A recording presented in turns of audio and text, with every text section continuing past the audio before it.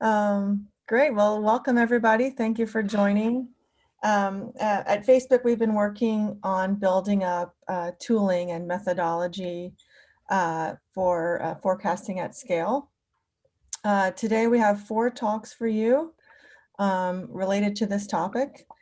First speaker is Xiaodong Jiang, who will tell us about an advancement regarding self-supervised learning for fast and scalable time series hyperparameter tuning. I see the title's a little bit different, but that's what he's going to be talking about. And thank you, Xiaodong, and take it away. Cool. Thank you, everyone. Hello, everyone. My name is Xiaodong. I'm a research data scientist at Facebook, working with Jinder and Sudeep and a lot of folks here. And my topic today is large-scale forecasting with self-supervised learning techniques. Cool. Here's the agenda for today's presentation. I'm gonna first go over the high-level overview, talk about the motivations and backgrounds of this project, and also explain a little bit about the summary in high level, like what the performance look like, what's the results look like.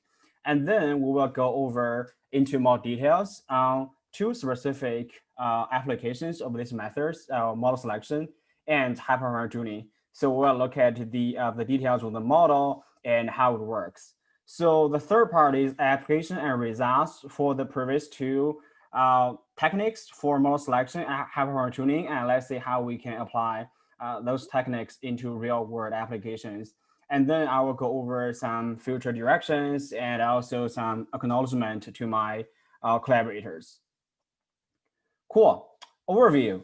So why we are interested in this problem? So we are actually interested in forecasting a large number of time series data with low latency and of course relatively good accuracy, right? So the scale could be millions of time series data or even more.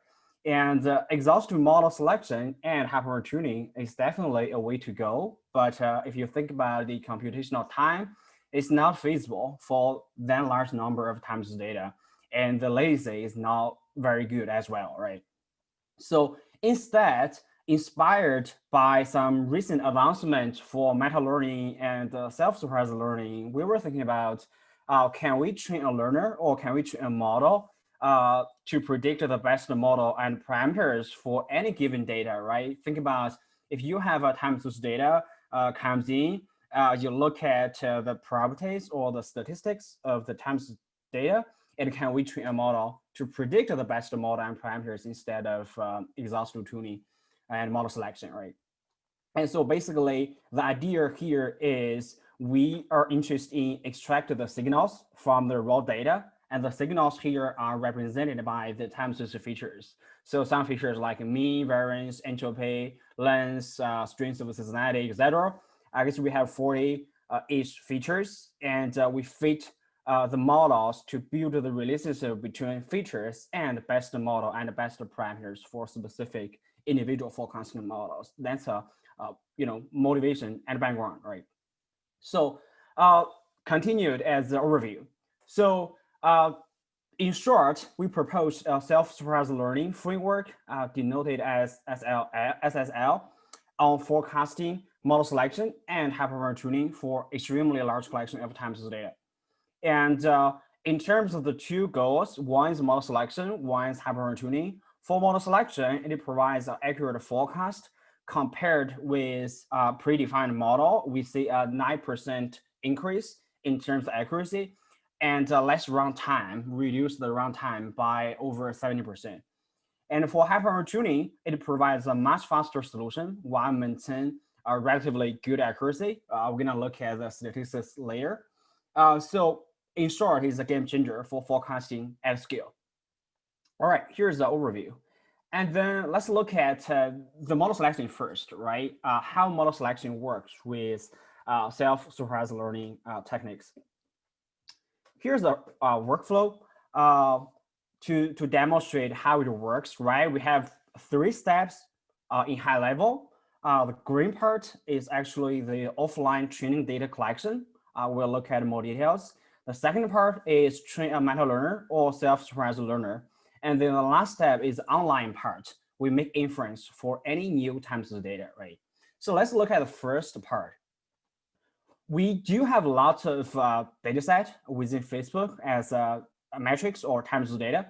And so we selected a part of the time series data. And for each time series data, if you look at the top one, the first step we were trying to do is we extracted the features, as I mentioned, mean, variance, all of those time series features from the raw data in here.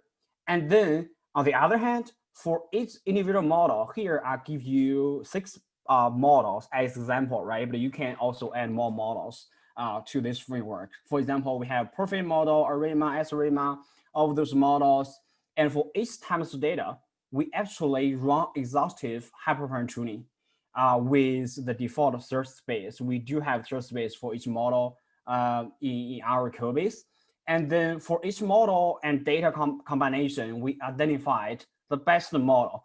Here, the best model represents, for example, best perfect means perfect model with the tuned parameters, right? Weekly seasonality, monthly seasonality, etc.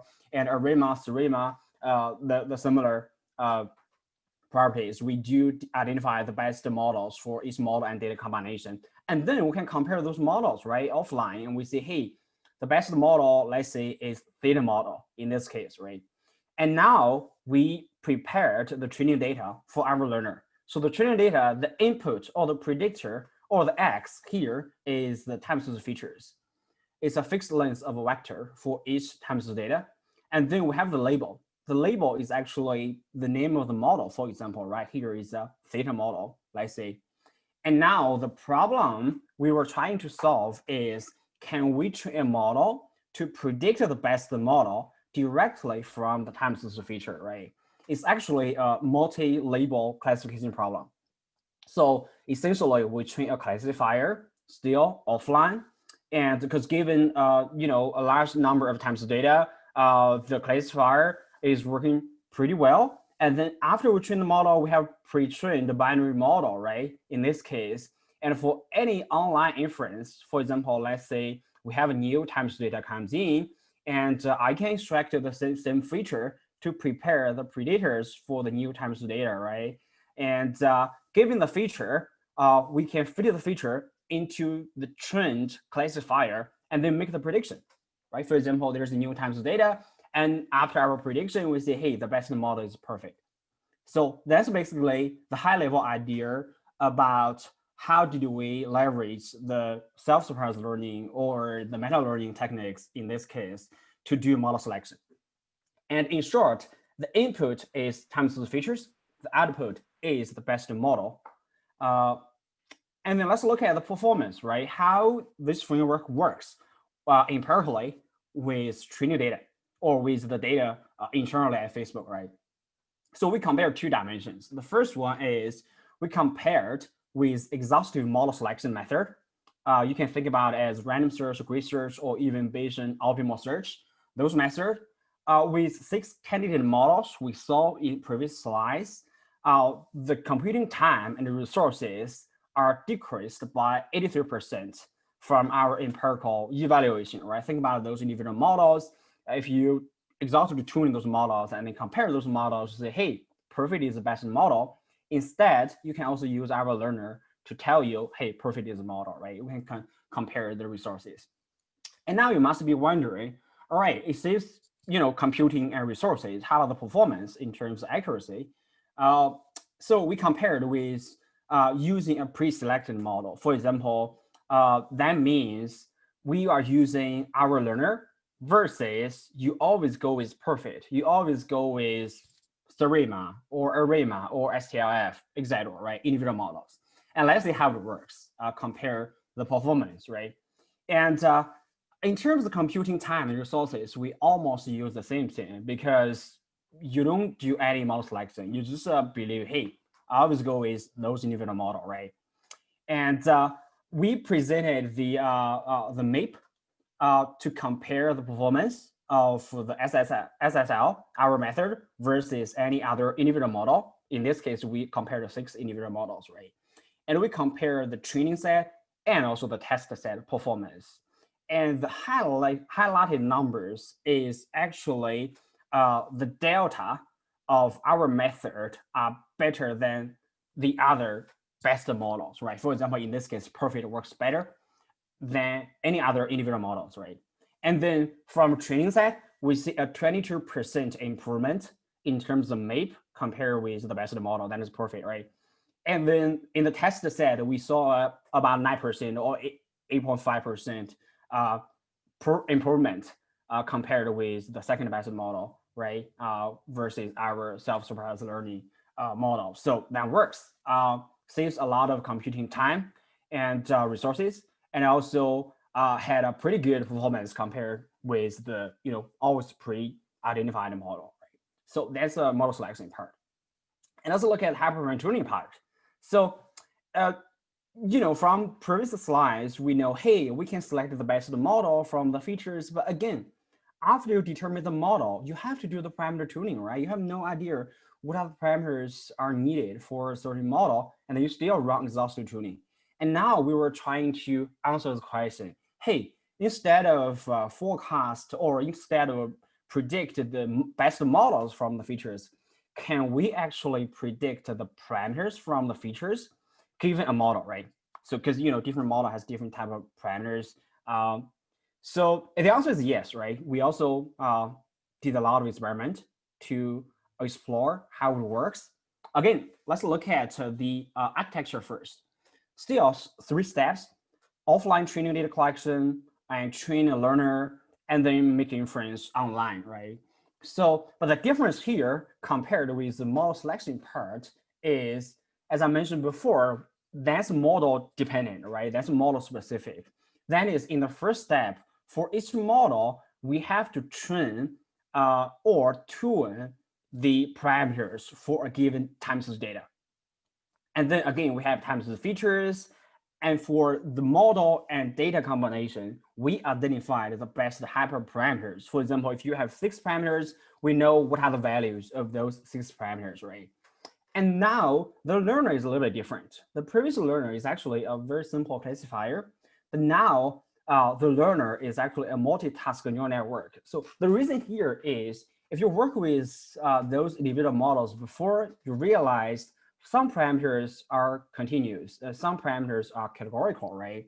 And you cannot use a single classifier or regression models to predict the multiple outputs of those parameters in certain model, right? So we use a multitask neural network instead. And then after you train this model, you can make inference for online, any new time series data, extract features, fit into the model, and then predict the hyperparameters, right? So now the input is time series features, the output is the best parameters of a given model, right? So, and this is actually a new perspective for hyperparameter tuning. Previously, we try all kind of combinations, and we do model selection. You have different criteria, say ARC, BRC, out of sample, accuracy, MAPE, etc. But now we're trying to think about this problem from a supervised learning perspective, right? And it works pretty well. So here's more details about the multitasking neural network, right? And also explain why we are using the multitasking neural network. Here, let's say in our model, we have 3 parameters, and 2 parameters are categorical, and 1 parameter is numerical. We use different color to denote the specific task, right? So from bottom to up, we have input feature vector. We already extracted features from the time series data, and we train a set of shared hidden layer because there are some common properties across different tasks because the same model, same data. So we believe there's some similar information shared in the first several layers. And then we have task-specific layer, right? For each parameter or for each hyperparameter in that model, we have a specific set of neural network to predict the output for that task. For example, green ones here are categorical, red ones here, actually purple one here is continuous, right? Or numerical variables. And for classification, we use cross entropy as a loss, and regression, we use MSE as a loss. So the total loss for now is the summation of the categorical loss plus the rescaled numerical loss, right?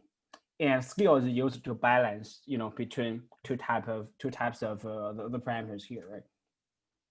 All right, I have 5 more minutes. So, and application and results. Let's look at the first application. The first application is pretty natural actually, right? So now you have a model to tell you, hey, which model works best, right? And then you have another model tell you, hey, given this model, what are the best parameters? Now the natural question to ask is, can we combine them together? I just give you the time series data, tell me which model works best, and also tell me what are the parameters I should use, right? And the answer is yes. So we combine those two frameworks together, and then we compared different approaches in this table, right? So the table here is SSLMS means self-supervised learning model selection, right? The first technique we introduced, and plus exhaustive hyperparameter tuning. So this part is pretty slow. And the second one is still our model selection plus random hyperparameter tuning. Actually, that means you use default parameters, right? For example, for Perfect, you don't do any parameter tuning. You just use the default ones. And then let's see how it works. And then the third one is our model selection plus our hyperparameter tuning.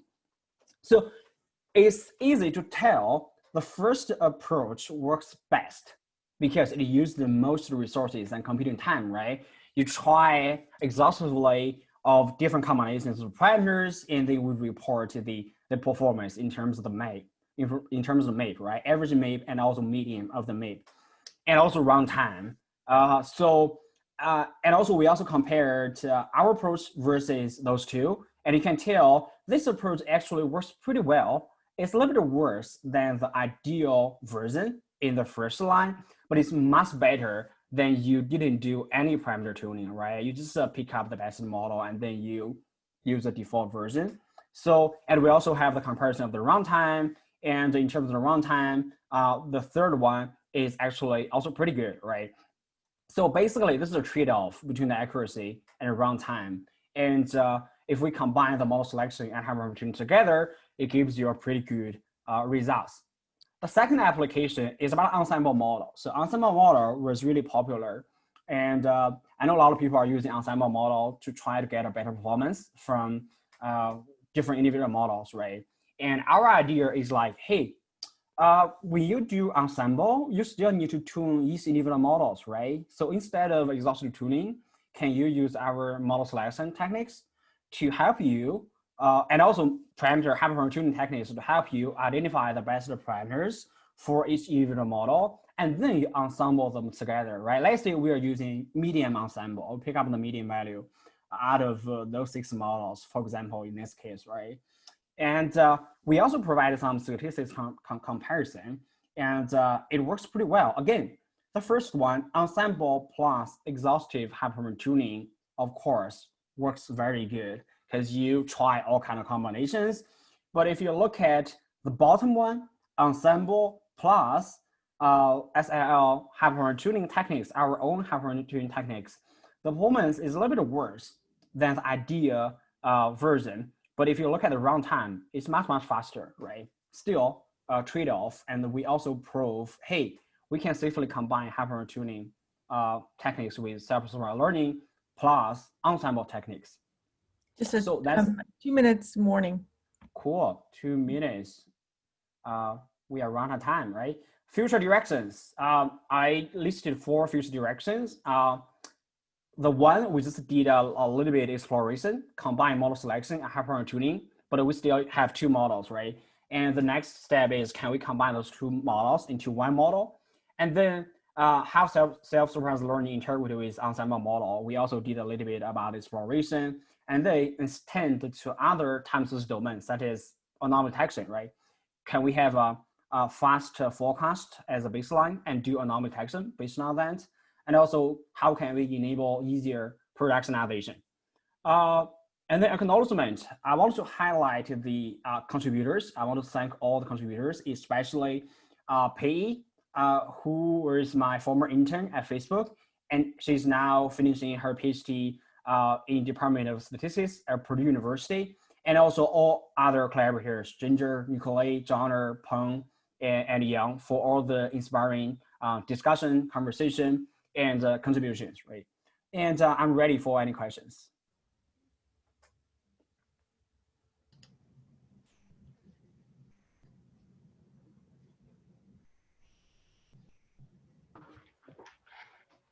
I had a quick question.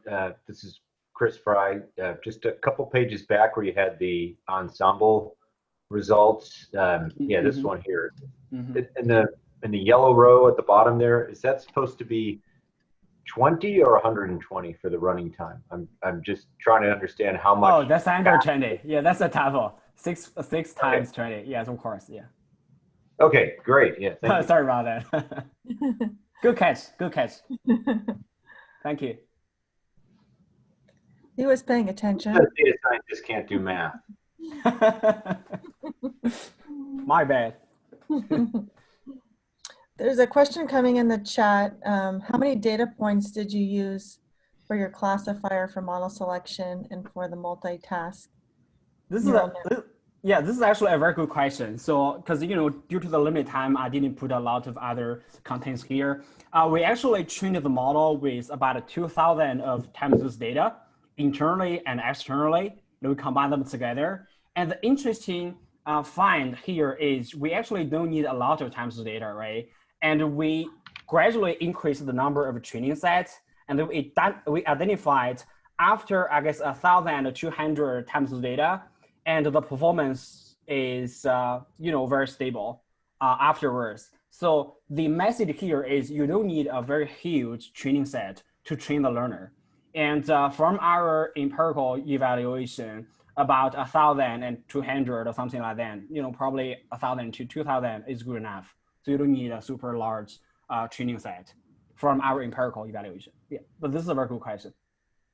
There's a few more questions we can follow up later, just in the interest of time. I see Shihi and Young Suk, Duran, Virginia. So we'll get those questions, and I can answer the question in the chat. So great, yeah, we can move forward. Thanks, Xiaodong. Cool. Thank you, everyone. I'm gonna stop share. Great. The next talk's pre-recorded, so you won't be able to ask questions live.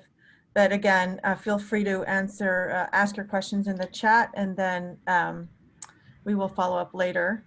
So I'll share the video. Ploy will be talking about her work in making special event forecasting more consolidated, efficient, and accurate across our infrastructure teams. And I see Italo just joined. So yeah. Ginger, I'm also here to answer any questions. Great. Great. Okay, cool. So let me share the video unless Italo beats me to it. Let's see.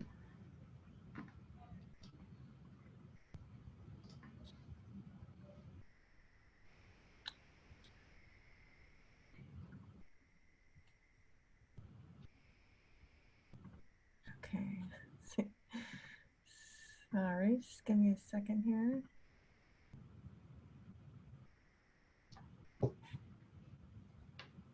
Hi everyone, my name is Ploy. I'm a data scientist from Infrastructure Strategy team at Facebook. Today, I will be presenting our work on how we approach special events peak demand forecasting at Facebook Infra. This work is a collaboration among many data scientists and engineers in the Infra team. So the agenda for today, I will be going over the motivation of this work stream, why it is important, what are the challenges that we have been facing in the past, both in terms of data and in terms of methodology, what are the existing approach that people have been using, what have been proven to work, and what will be our proposed framework in the future that we are planning to improve upon them to work even better in the future. So without any further ado, let's get started. So special events forecasting, why is it important? When we talk about special events forecasting here, we usually refer to any events that can cause extreme or sudden spike to our infrastructure load. It can be any holiday such as New Year's Eve or Lunar New Year, or events even like election or sports, where people have a lot more engagement on Facebook more than what they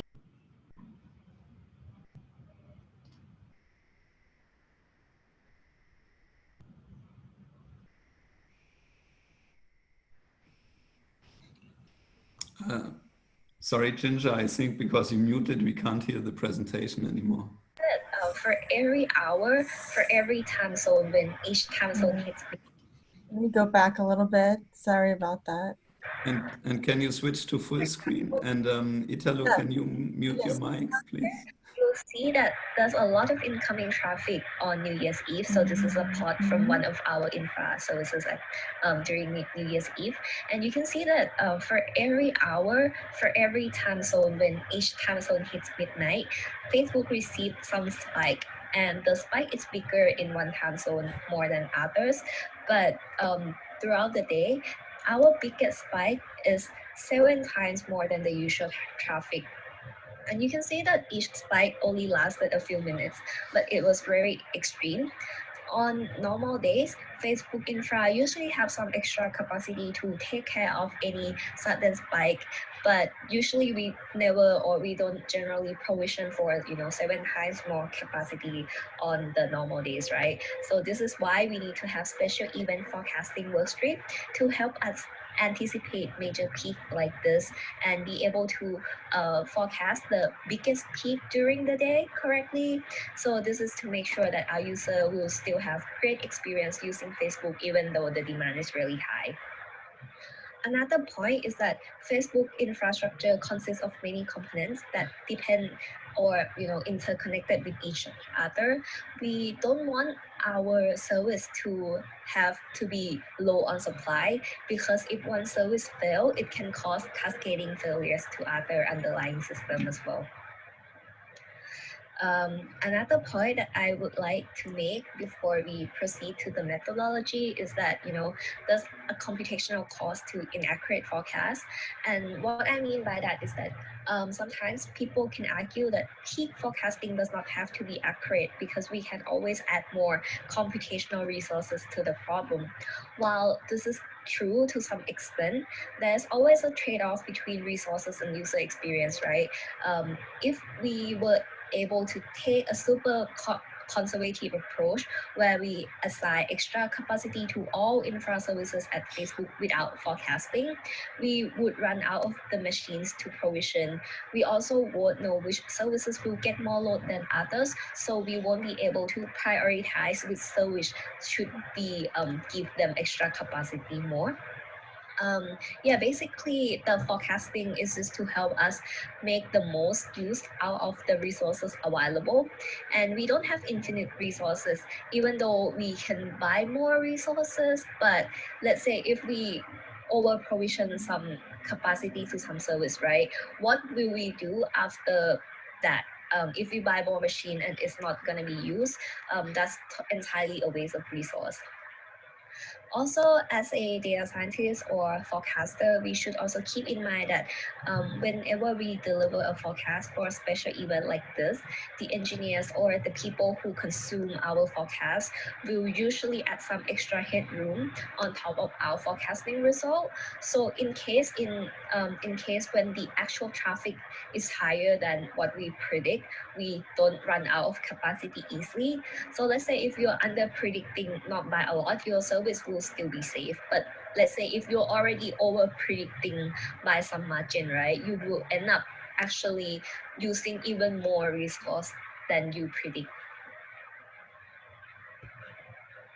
So yeah, with all of those motivation, what are the challenges that we are currently facing today? Facebook has been around for 16 years. We've been serving users through multiple events. And because of that, I think we can summarize the challenges that we face down into 2 parts. The first part is the challenge with the data, and the other is the challenge with the methodology. So data-wise, even though Facebook has been around for 16 years, but if you think about major event like New Year's Eve, for example, 16 years only means 16 data points to learn from, right? And of course, things do change over time. We often release new features, or some features do go away from time to time. So very often the historical data from more than 2-3 years back becomes irrelevant. So eventually we are down to having only 2-3 years of data to learn from in order to predict special events peak. And special events peak, like you've seen in the plot from the earlier slide, that the peak is very extreme, but it also lasted very short. We need minute granularity of data in order to learn where the highest peak is. And when this happens, like when special events happen so fast throughout the year, we don't generally keep all of the minute level data, right? Like things do get rolled up and we lose those granularity, which make forecasting become more difficult. And because of these challenges presented in data collection, we also have challenges in the methodology as well. How can we develop a robust method that does not overfit to very little history that we have, right? Like we have to think about this. And when we have new features or new service that is going to be open or going to be served to user through special event for the first time, how can we deal with post-start problem like that? And because of these many considerations that we have to take into account, data scientists like us have to spend a lot of time fine-tuning the data, look for other correlated time series, and we also, have to fine-tune the forecast a lot to make sure that it makes sense. As part of this work stream, we also want to reduce additional overhead in generating these forecasts. Like we want the work from data scientists to be as minimal as possible. We still want data scientists to be in the loop to use the judgment, but we also want to remove part of like the tedious work away.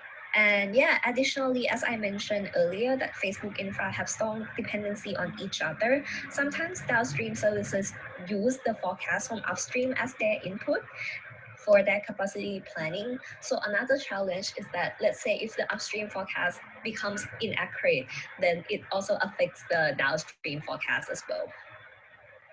So because of many questions, because of many challenges that we want to address, we started by doing a survey how many teams at Facebook do the event forecasting, right? And we found that the methodologies that people use can be classified into 3 groups with some variation. The first methodology is doing multiplier, and what that means is that just simply look at the previous spike and baseline ratio. So like how does the traffic behave on the normal day and how did the traffic behave during the event, and just took the ratio in the past years, applied on the next year.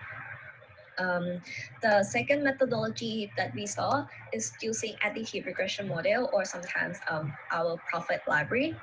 And we use this library to fine-tune some of the seasonality and holiday effect and change point parameters and rely on Prophet entirely to predict the peak during the holiday effect. The third approach is a hybrid. It's a combination between the first and the second methodology. Some teams do use Prophet or some regression model to predict the baseline of the traffic and then apply some peak modification on the day that we expect to have the event. And the peak modification methodology can vary from multiplier to something even more advanced. Because we found out about like the 3 main methods that people use, right? We also did a benchmark by using these 3 methods to forecast all of the major time series for Facebook infrastructure last year. And then when we had the actual values on the holidays event, we compared the performance of each methodology. And I think most of the methodology work for the most time series, but we also observed some pattern in general that usually multiplier would yield more conservative result. Similarly for Prophet, right? Even though it's good at predicting the baseline trend, Prophet tends to under predict the peak for some services that we have. And the method that has worked the best for us is the hybrid combination, where usually when we predict the result, we give out a band of like, oh, this is the expected result that we are going to have, and we should provide some headroom on top of the forecast. And usually when we do that with the band and with the hybrid methodology, the actual value from our time series usually lie closest to the middle of the range when we use the hybrid methodology. So with this knowledge, we come together and we propose a general framework for special event forecasting. Basically, if you want to forecast peak demand for any events, you will need a good data collection and you'll need the robust methodology.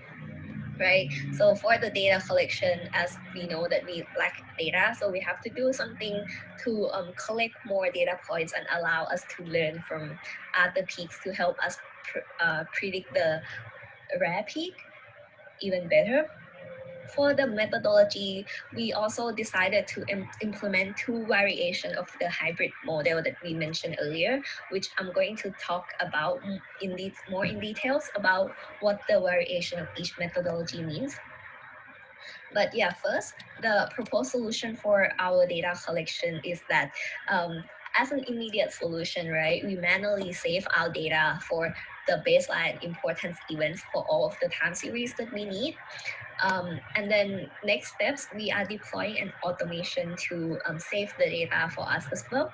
And we do that by we set an alarm. So usually in infrastructure system, we have a monitoring services for all of our time series. And usually when any time series have a spike, the monitoring service will not notify engineers or on-call, right? But apart from using that monitoring service to notify the on-call, we also use that monitoring service to trigger another automation. So after alarm goes off for some time series, we are going to trigger a change point analyzer. So which basically is going to look at the spike, and then it's going to look at all the events that we have in our calendar. We have a library of event annotation, like what day is this, what is this, a holiday, is this a local event, is this a global event, and then we try to map the change point in our target time series to the annotation. And then once we are able to annotate the spike, we save that to a separate database and we make sure that we maintain that a lot.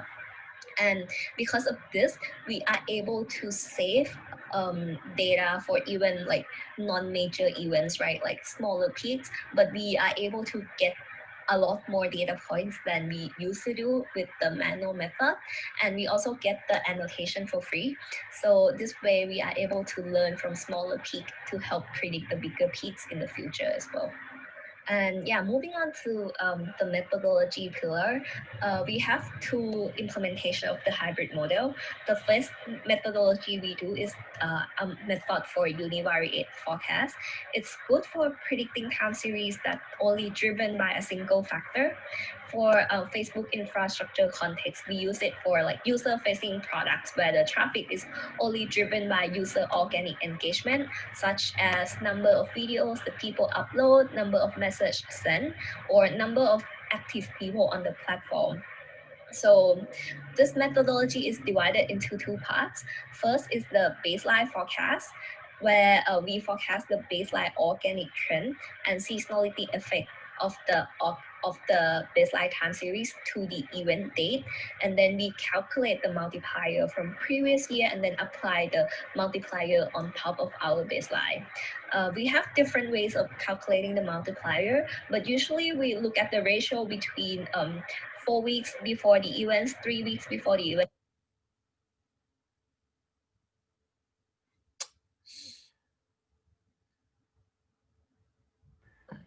Hi everyone, my name is Chloe. A benchmark market result that we are going to have for any events is that as an immediate solution, right, we manually save our data for the baseline importance events for all of the time series that we need. And then next steps, we are deploying an automation to save the data for us as well. And we do that by we set an alarm. So usually, excuse me, Ginger. I'm not Yeah. sure why it cut at 15 minutes, but I can continue to do it live from my my presentation if we still have time, or otherwise I can like wrap up in 1 minute if it's good for everyone. Annotation for Yeah. Sorry, I don't know what happened. Maybe I'll let you wrap up just because have a, yeah. Can you spend a couple Yeah, so I'll be very quick here then. Yeah, so I think that previous methodology, that one was like a simpler one where we just do like organic forecast and then we modify the multiplier. But then that method doesn't cover other use cases when like usually we have services that get traffic from multiple other services, right? Like our database, our CDN, or our backbone infra. So we have another methodology called Pinnacle, and that one, apart from doing the organic forecast of the target metric, we also gather the other features that we believe that are the driver of those metrics. So for the upstream metric, we try to learn the past peak for that metric and then fit a regression model to modify the peak instead. And yeah, for those drivers in general, we need the forecast as well as historical data of all the dependencies, but we don't really need the much data for the target time series. So let's say you have a new service that you going just to spawn up and going through like New Year's Eve for the first time, you'll be better using this methodology instead of the other ones. Yeah, I think we running out of time, so I'll be happy to take any question live or in the chat as well. But right now we implementing those two methodology and the data collection at Facebook, and we're rolling out for this New Year's Eve. Thank you, Floyd. Yeah, sorry about the video cutting off early, and sorry for the technical difficulties. But yeah, I think we got most of the information, and we can follow up later. I can go ahead and pass it over to Italo. Thank you, Ginger. And yeah, thank you, Ploy. For anyone that have any questions, feel free to send in the session Q&A or in the chat over here. We can monitor and connect with Ploy directly. Perfect. So for the next talk, Sudeep Srivastava and Hechao Sun are going to present some of their challenges doing network planning and especially doing forecasting for Facebook's Edge. So Sudeep, do you want to start presenting and showing your screen? Yeah, can you see the presentation or the speaker view? We can see the speaker. Oh. Yep. Does this work? Yep, this is perfect. Okay, awesome. Hi everyone, my name is Sudeep, and me along with my colleague Hechao, we're going to be talking today about network planning at scale, which we're going to talk about planning for Facebook's Edge network. So before we go on to the actual planning and the forecasting, I just want to give a brief introduction to Facebook's network and the Edge. So what do we mean when we talk about Facebook's network? So we have the client, which is represented by the mobile phone over here, which are our users who are requesting content from Facebook, photos, videos, etc., on our various apps like Facebook, Instagram, WhatsApp. So those clients communicate over the internet to our servers to get the requested content. Now, we have our data centers, which are we have few data centers around the world, which have all our content stored in storage. However, to serve all our users around the world from just a few data centers would be very costly and would cause a very high latency at the user level.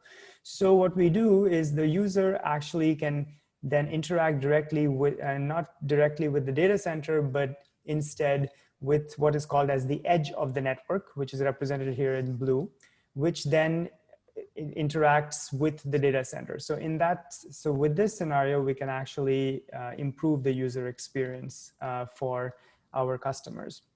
Now, when we talk about Facebook network and we talk about traffic, which is basically bits flowing between servers in our networks, we have two kinds of traffic. We have machine-to-machine traffic and machine-to-user traffic. And by user, I mean our end customers. So as shown in the graph, both of our machine-to-machine and machine-to-user traffic has been increasing over time. Unfortunately, the scales and the values have been cut off from this figure, but you can see that the machine-to-machine traffic significantly overwhelms our machine-to-user traffic. So when we are planning for our networks, we have to plan for both of these at the same time. However, in this talk, we're just going to focus on the machine-to-user traffic, which is served by the edge. So what does the edge look like? Now, the edge is basically a series of caches which are placed all over the world. And these caches are known as POPs, or points of presence. So the user, here represented again by the cell phone, can then get their request served by these POPs. And then the POPs in turn can connect to the data centers if required. And I'll talk about when it would be required. And since these POPs are closer to the users, the requests are served faster. So why do we need an edge? And why does any company need an edge network? So static content, which is like content which can be directly cached, and these are contents like photos, videos, etc. These can be directly served by the edge network. So the user will just request the content, and then if there is a POP, let's say 50 miles away from you, that POP can directly serve that content to you, and you will get it in the matter of milliseconds. So that is one advantage of the edge. The other advantage is it takes care of all the handshaking which is required in networks to maintain privacy and security of all these connections. So for those things, the user has to connect to the data center, but instead they can just connect to the edge, and at the edge will maintain a connection to the data center so that those operations can happen quickly as well. So when we talk about planning for the edge, we're talking about planning for supply capacity. So before we talk about supply capacity, we will first want to talk about how much demand we have for Facebook. So like how much demand are we getting for the amount of traffic requested by our users. So we define demand as like how many bits are users requesting over time from Facebook. So again, there is a figure over here. You can see our demand is growing over time. And there are certain characteristics. You can see there is a certain level of seasonality. It has a kind of a multiplicative seasonality effect at times. Then we have a bunch of peaks. And we also have a lot of change points when we look at the demand. So our idea is, can we use our historical time series to actually forecast this demand over time? Now, Facebook, as I said, has multiple products, and all these products are served by the edge. So we have very different kinds of products, and unfortunately, I cannot tell you which products are which, but we have products like video and Instagram, which are very content-heavy products. So like a video will have more bits requested versus like a message on Messenger, which can be very small. So those different products will have different growth rates.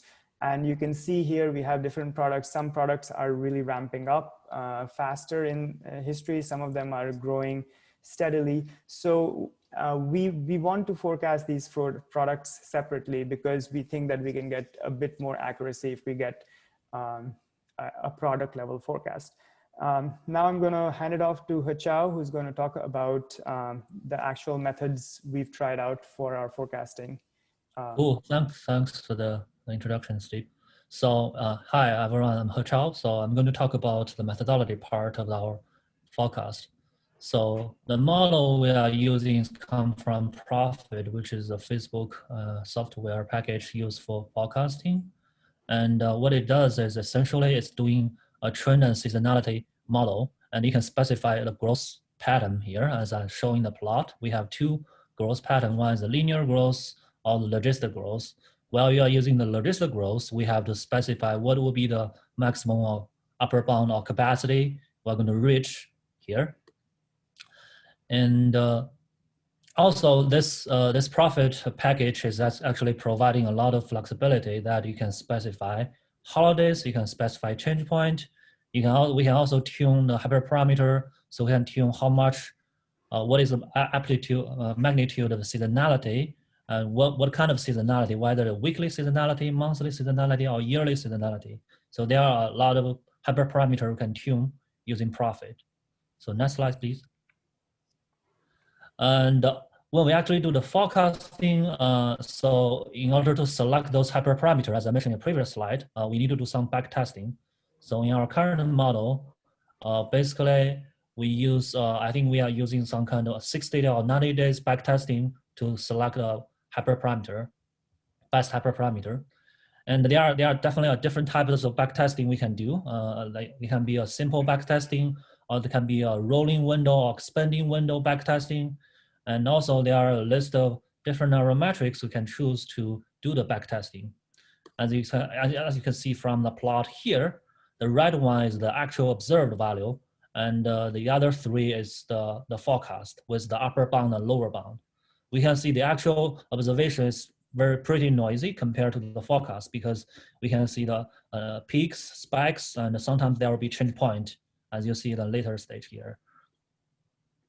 So next slide, please. And also, we need to do a long-term forecast, because of the ultimate goal here is to do capacity planning, and we need to leave time and headroom for the capacity planning. So usually we need for the capacity planning is the time window for forecasting usually 3 to 5 years. So when we talk about this kind of long-term period as much as 5 years, then we are going to expect there can be new trends or new change point from the data.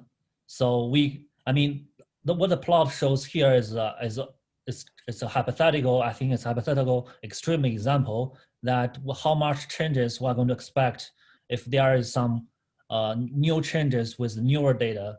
So then for the long-term forecast, we're going to expect much larger changes because of the variations can actually add it on with a longer time window. So therefore, we don't want to just use the historical data to do the long-term forecast. We want to incorporate additional driving factors that may play an important role affecting those long-term traffic. Some kind of typical factor like populations or 4G network penetration. And we have done some empirical studies, and the empirical study shows these kind of factors, they are highly correlated with the long-term traffic trend. So therefore, what we're trying to do here is we want to incorporate some external driving factors and combine those external factors with the historical trend to generate a long-term forecast. So next slide, please. So here is one typical example of using external drivers. So we can see how the traffic is changing over the external driver. So in many cases, we see a very good linear correlation there.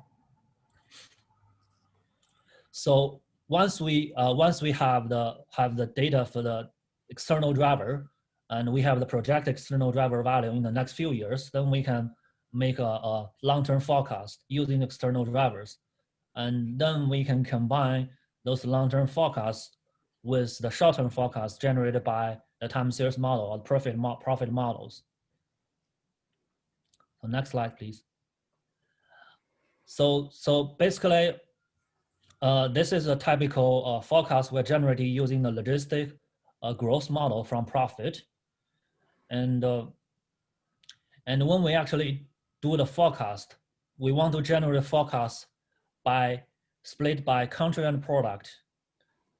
And for some of the products, we also want to know, for example, for video, for Instagram, we also want to have a deeper understanding how the product growth is different by regions, countries, and also we want to better understand what are the main drivers for particular product growth. For example, if we see there is significant growth from video, then we want to understand what is the driving factors there, what is causing this, and so in order to give a better explainability for the forecast.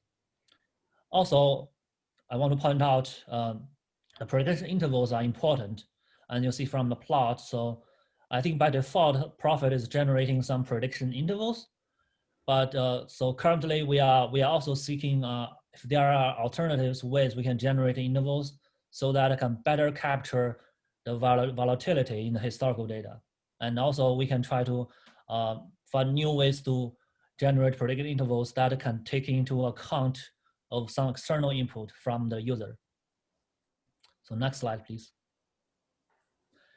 So as I mentioned, so we want to generate a forecast split by country and product. So here is a histogram of traffic split down by countries, ranked down by the traffic volume by each country. So what we are currently doing is we are doing some kind of a hierarchical forecast. So basically, we only generate a country level forecast directly for countries that has relatively large historical traffic value. For those countries that doesn't have large enough historical traffic value, we are going to do a hierarchical forecast. So we generate a region level forecast, then we do a top-down approach split to get the traffic forecast from those smaller countries. Next slide, please. So also, as I mentioned in previous slides, so we want to better understand what are the driving factors or what are the reasons we have this kind of product level growth. And so one straightforward way we try to do explain the forecast is we just plot the different driving factor versus the actual traffic and try to see what is their correlation there. And some of the drivers could include some DAP, which is represented as the daily active person, all the time spent on the apps, on the different apps for the Instagram, for Facebook Blue and Facebook Video, so on and so forth. And we want to basically the kind of driver we want to pick here should be the driver that can have a directly influence on the traffic volume. So once we have the drivers, we can do the plot. So here on the left plot is the driver plot for different countries. We see for different countries, the driver may have a different impact. So therefore, we want to do a split on the countries as well, so that we can understand what is the effect of each driver there, as well as what is the different magnitude of the driver differ by the countries. So next slide. So in summary, so this is basically the overall pipeline for our demand forecasting for network. So in summary, we basically do a two kind of forecasting in parallel. So we use historical data, and then we feed the historical data into the Prophet package. We generate a kind of forecast. We call it a short term, but it doesn't necessarily on a short term. It can go as far as 5 years. But meanwhile, we're also trying to provide another set of independent forecasts from external drivers like connectivity-based feature or population-based features. So we call these the long-term forecast. And then we combine the short-term and long-term forecast by one way we are doing a combination is we can just incorporate a long-term forecast as the cap input into our model, Prophet model, so that we can use the long-term forecast to regularize or control the growth of the Prophet model, so that it doesn't generate some kind of abnormal forecast that is actually beyond understanding of our knowledge. So yeah, I think this is basically a high-level abstract summary about the demand forecasting pipeline. And so then I will hand over to Steve to talk about next steps and the problem we're facing. Yeah, so I just want to give a brief conclusion as to how we use the demand forecast. So now we want to use the demand forecast to plan for hardware at the edge. So now the edge POPs are not a one-to-one mapping to the country product level. So basically we can have multiple countries being served by a single POP. So we want to then do a further aggregation to identify what is the forecast at the POP level, and then use that to actually plan for hardware, the POPs. Another thing with hardware is that they can be stuff which is coming up as well, which can be planned in the next 6 months or so. And we want to start adding traffic to those POPs when they show up in our network. So we can do some kind of a simulation study where we can identify how much traffic will move to those POPs, how much future traffic will move towards those POPs when they go online. So eventually we have some planned POPs. We can also use domain knowledge to understand, okay, so it will take 50% of traffic from these 2 POPs. So we can just take that and just add it to the planned POP. So for future work, mostly on the demand forecasting side, is we're trying to go like iterate on our algorithms all the time. So we want to use better forecasting algorithms. We've tried ensembling, we've tried Prophet and model-based algorithms as well. And also better consolidation of our long-term and short-term forecasts and better explainability of these forecasts. I want to thank all members of the infrastructure data science forecasting team and the Facebook Edge planning teams, and I'm open to questions. Thanks.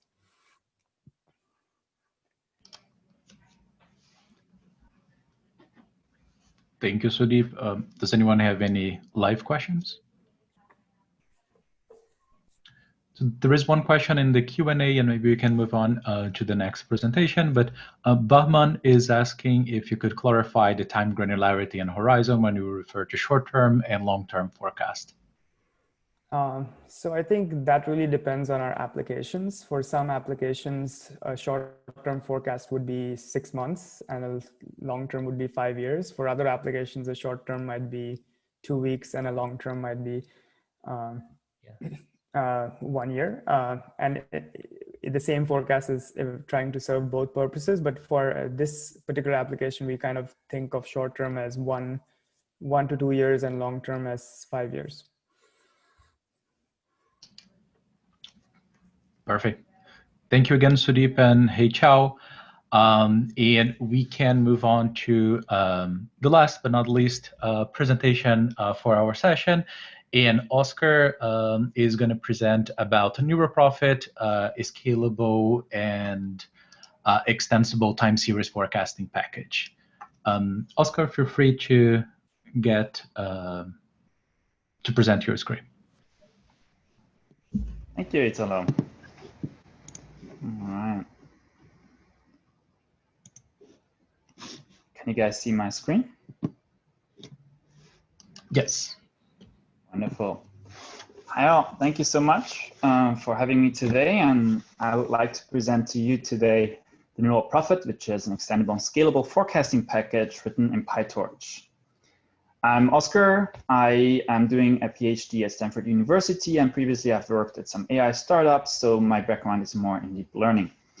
And today we will be talking about why we need something like NeuroProfit, and I'll quickly give an overview of what it is. Then we'll go through the model components of what it actually does. And finally, we'll go hands-on on the code snippets and plots to see how you can use it to make use in your workflow. And finally, I'll show you the direction where we headed in case you're interested also in collaborating with us. In a nutshell, the forecasting landscape is quite divided between traditional methods and deep learning, though where we see increasingly people trying to build bridges between these separate domains. And ARNet was one of those attempts. I'll explain that a little later. And we're now with NeuroProfit trying to build the bridge back to Prophet itself. And so this chasm between time series and applied machine learning is something that we're trying to bridge, because previously you needed expertise in both domains if you really wanted to build your own models. So we're trying to abstract that knowledge away to make it easier for practitioners to deploy their models. So NeuroProfit addresses that by building a model that is beginner-friendly, customizable, and interpretable. And beyond that, it's also scalable to large data, and the code remains extendable for the future. And we try to integrate it in people's workflow to make it smoother to work with it.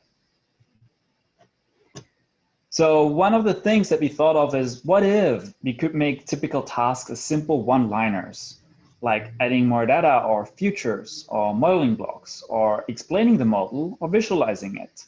Instead of having to write a lot of boilerplate code, if one line could do that, that would save us a lot of time. But before I go deeper into Neural Prophet, I'll quickly explain what is the Prophet in Neural Prophet. So the original Prophet introduced by Facebook about 3 years ago inspired us, and particularly the analysis in the loop methodology, then the interpretable components were really well received by the community.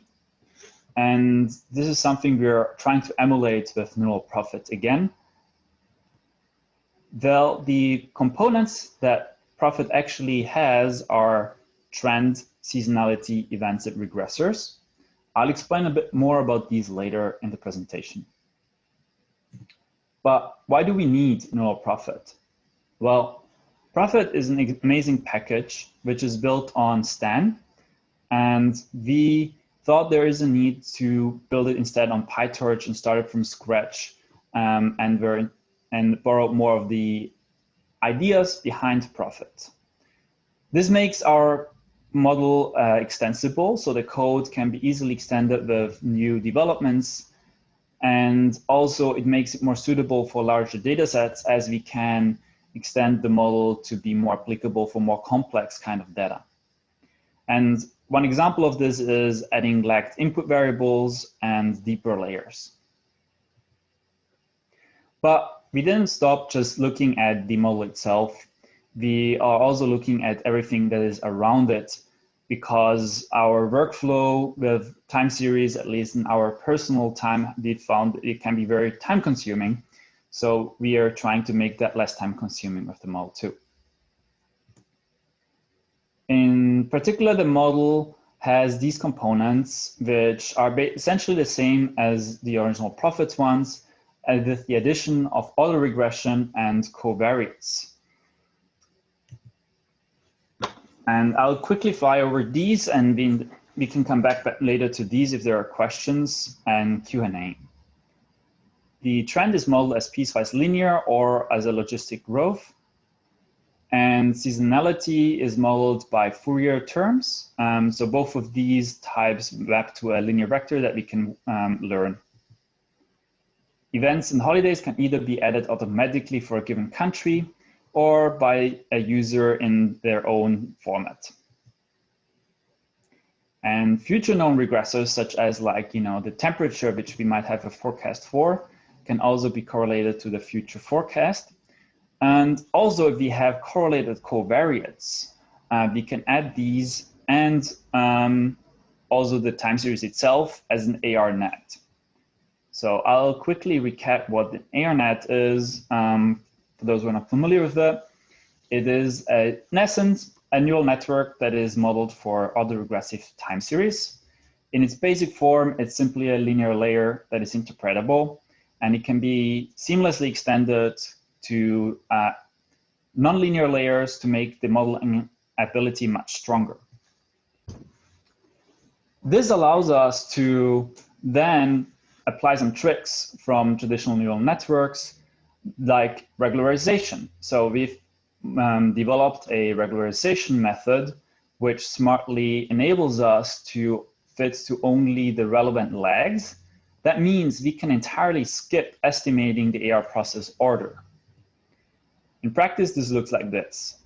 We can fit a sparse AR process by simply specifying a large number of AR lags, and the model will automatically fit to relevant lags. This is possible because the model is quadratically faster than traditional AR solvers.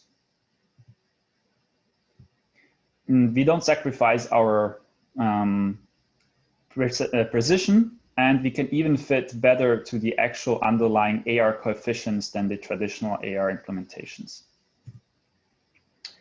I'll skip some of the details about how you can use it, but in essence, it's on GitHub or an archive if you want to learn more about it.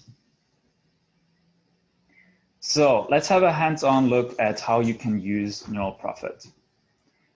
The basics are very simple. You can simply use read in your data, the CSV, however you have it stored, and initiate a version of the model and fit it and visualize it. And this is all the code you need. This is enabled by all arguments being optional. So we were careful in our design to make sure that the learning curve is gentle, that it has smart defaults, even though that the complexity can be increased substantially by using some of the additional flag words. Validation is also very simple with just an additional argument. And trend can be fit either manually by fine-tuning how many change points you want, or you can also add a smoothness factor, which enables the model to automatically select the relevant change points via regularization. We have seasonality in different forms, and events can also be added either as a country holiday or is a form that is user defined directly from a dict or the data frame. And these are also visualized to explain what the weights are of which the user is seeing. Now, auto regression is implemented as an ARNet. And here we see how you can use this. In essence, you only specify what kind of number of lags you want to input into the model and how many steps ahead you would like to predict. So in this case here, we're predicting 30 steps ahead, and we are using 60 past lags. We additionally here specify a sparsity factor, which makes the model try to select the most relevant lags and not all of them. So when we are forecasting 30 steps ahead, that means we're actually forecasting all of the 30 steps. So we don't need 30 models for the 30 steps, but the model predicts all of them in one go. Similarly, when we want to add lagged covariates, this is simply an additional function call, and then we're using those in a similar fashion. And for both auto regression and covariates, if you want to make it nonlinear, that is just an additional argument. These are also visualized in a similar fashion. And here you can see the darker color is for the closer forecasts, so the like one step ahead forecast, and the lighter color is for further steps, like the 30th step forecast. But if you would like to declutter that a little bit and focus on a specific forecast, you can do so by specifying on which forecast step ahead you would like to focus on. So for example, here, if we want to focus on the 30th step ahead forecast, that then we can see here on the left lower side the visualization of the parameters. So we see here only 3 lags are actually relevant in this model for the 30th step ahead. Similarly, when we are visualizing our forecast itself, we can either overplot the different forecasts, like the 3 most recent forecasts for the 30 steps, or we can specify we only want the 30th step ahead forecast for all historic forecasts, like on the lower part of the plot. There is more, but I'll leave that up for the discussion, and I'll summarize that Neural Prophet is an interpretable and customizable forecaster in PyTorch. And we've made sure that it's going to be extendable, and the workflow tools are really aimed for the users to make their life easier. So we are really excited about any feedback that we get so we can make this more useful for you. And we are really excited about everything that's upcoming, because we see a lot of opportunities still yet to be materialized. And really close around the corner is our beta release. And we're also working on a proper documentation page, so you don't have to look to the documentation in the code, and on further extensions such as using panel data or non-datetime data. Further long-term, we plan to make it even more robust with more utilities and more extensions. And then in the long run, we want to properly modularize it and integrate it with other frameworks, and ultimately even make it graphically usable for non-coders and port it to other languages like maybe Julia. I would like to take a moment to thank all of my awesome collaborators, sponsors, and advisors, where I would particularly like to say a big thank you to Hansika, who has been contributing greatly to the code, and also to Nikolai, with whom I got started on this great journey. Thank you so much. And if you would like to connect with me, feel free, and you can check out AirNet or Neural Prophet on GitHub. Thank you so much. Thank you, Oscar. Does anyone have any questions? Feel free to send through the chat or just jump in the call and ask directly.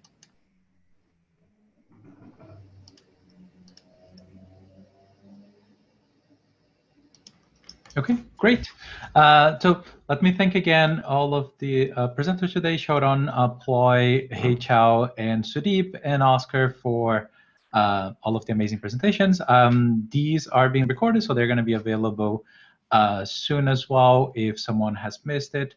If there are any questions for either one of the presentations, feel free to contact me directly or just send a chat or a session Q&A question directly over here. And a big thank you for Ginger as well for helping me in the beginning of the session. Yep, have a good one, everyone, and see you around the conference. Thank you, Italo. Thank you. Thank you. Bye-bye. Thanks. Bye.